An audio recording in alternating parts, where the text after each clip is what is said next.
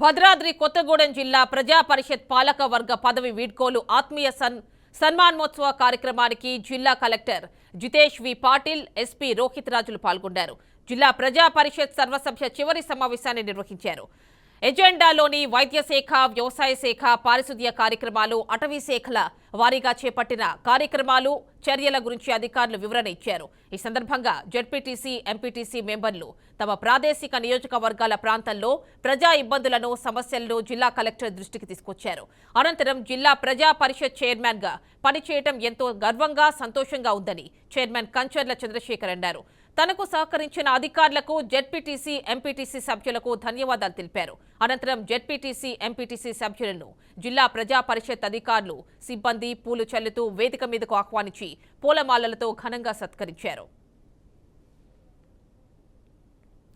So చాలా ప్రయోగాలు ఉన్నాయి. అసలు ప్రతి డిపార్ట్మెంట్లో ఒక్కొక్క ప్రయోగం మేము ట్రై చేస్తున్నాము. ఉదాహరణగా చెప్తే అగ్రికల్చర్లో అయితే మన వ్యవసాయం అంటే అది ఇప్పుడు వరి, పత్తి, మిర్చి మేజర్గా ఇదే నడుస్తుంది కాబట్టి ప్రతి ఒక్క దాంట్లో ఒక్కొక్క ఇంప్రూవ్మెంట్ సాధ్యమైంది.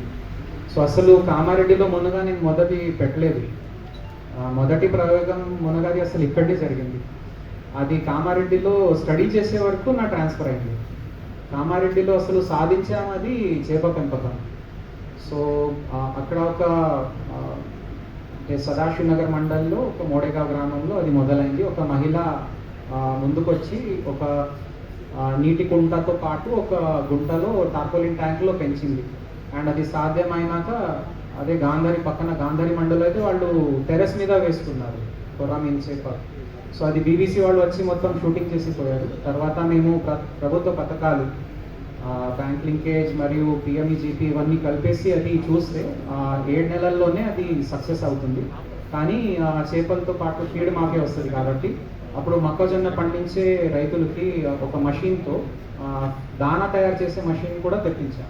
సో దానివల్ల ఏమవుతుందంటే ఒకే ప్రాంతం నుంచి రైతులకి సాయం చేసినట్టు అవుతుంది. సో ఆ విధంగా ఫిషరీస్ డిపార్ట్మెంట్ అండ్ అగ్రికల్చర్ డిపార్ట్మెంట్కి చేప పెంపకం, తర్వాత ఈ జిలుగు కోసం చాలా అది